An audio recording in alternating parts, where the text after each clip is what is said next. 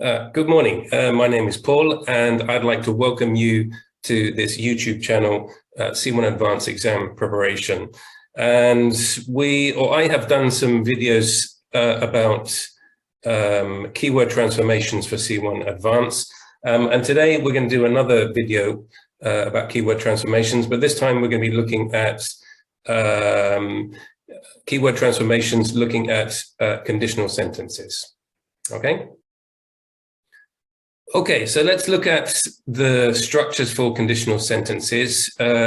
We should know the grammar structures involved in conditional sentences, but we can just do a quick revision just to remind you. First of all, we can start with first conditional sentences, okay? And essentially here for first conditional sentences, we're looking at the present tense plus the future, okay? And we know that this refers to possibilities, okay? Possibilities in the present stroke future. So for example, here, if it rains at the weekend, I will go to the beach, okay? Now, from these kinds of sentences, we can actually turn them into inversions, okay? And it is possible that you may well get in the C1 Advanced exams, instead of a normal sort of first conditional sentence that you might expect perhaps at sort of B2 first, at C1 Advanced, you might get the sentence, but in the form of an inversion. And in order to do that, we need to use should in the inversion, okay? So you can see here from our sentence before, should it rain, I will go to the beach, okay? And we can see here the inversion with the verb should and the subject, okay?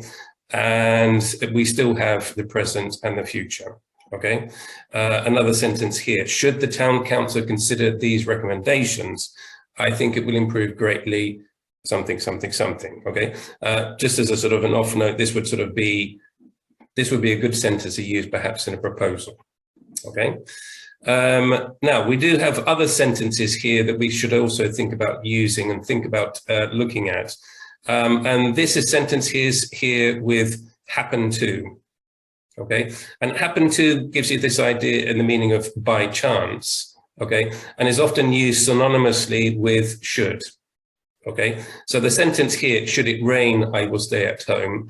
If it happens to rain, I will stay at home, okay?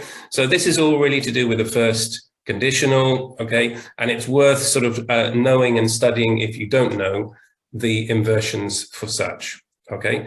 Let's just carry on a little bit and look at the other two. Second conditional sentences, again, we know it's if past plus would, okay? We're talking about situations that are improbable in the present stroke future, okay?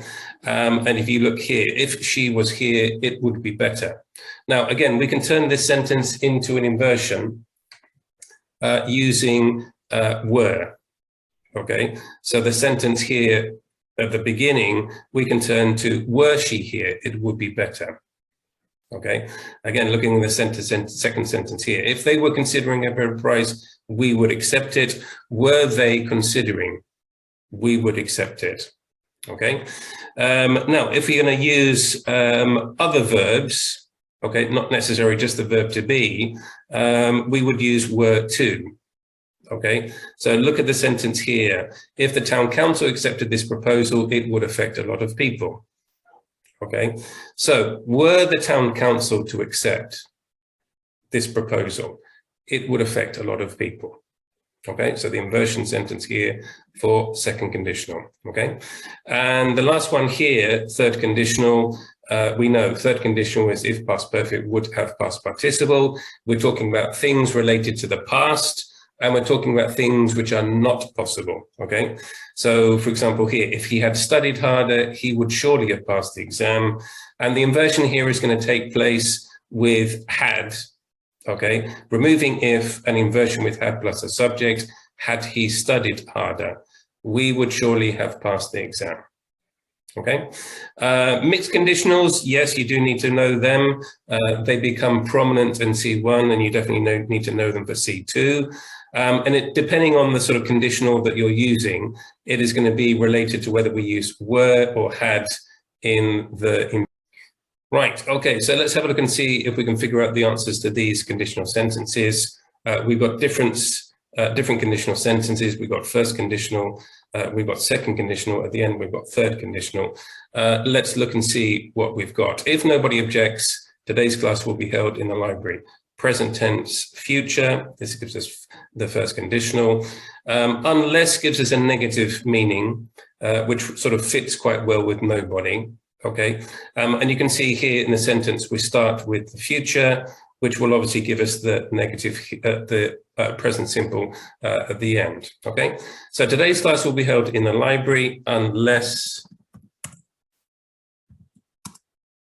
there are any objections.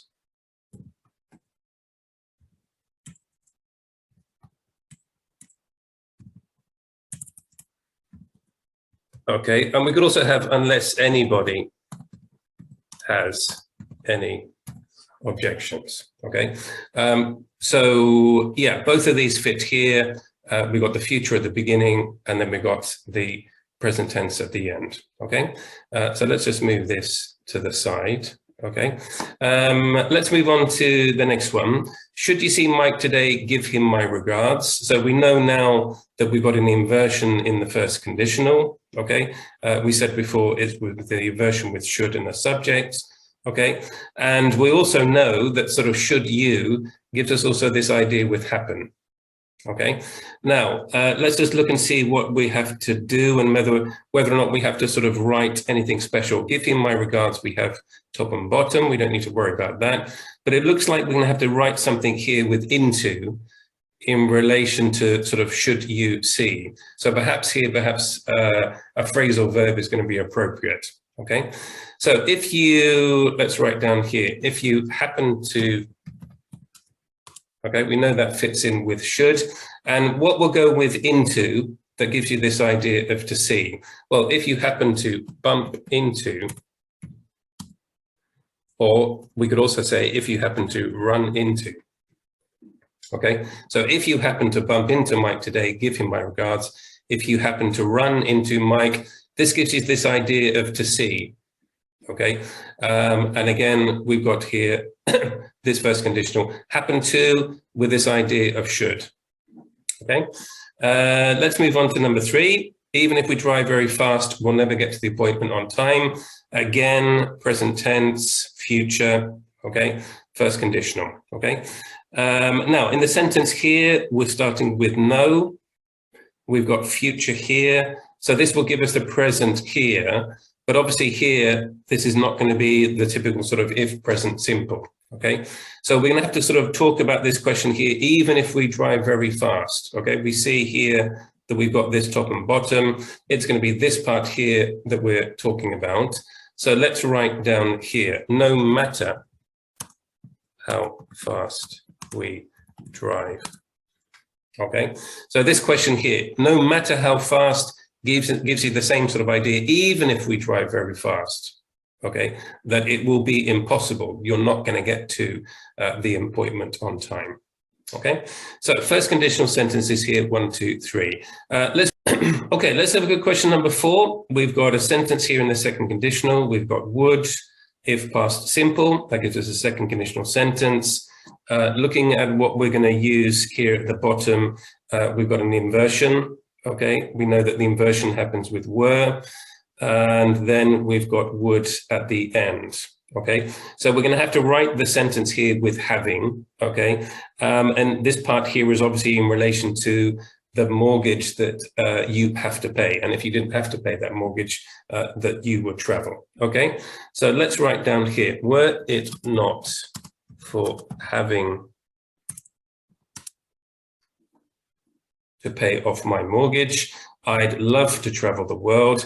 The other sentence we could also have, right, okay, is were I not having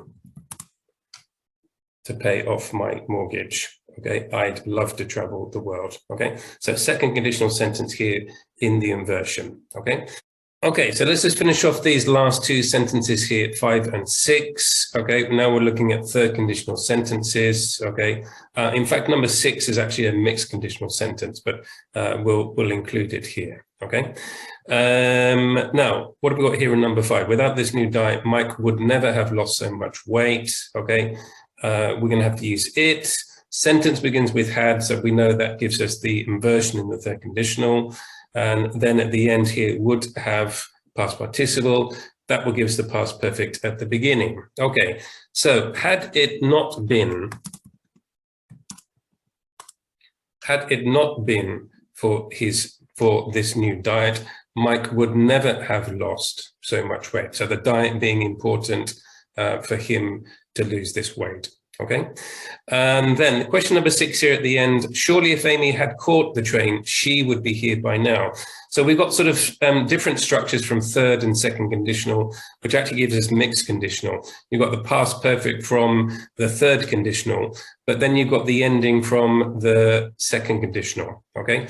And we're going to have to use here missed, which is obviously in relation to catching or not catching the train in this case, okay? And probably here, what we're actually going to be writing is sort of deductions in the past, okay? So let's write here, Amy must have missed the train, otherwise she would be here by now, okay?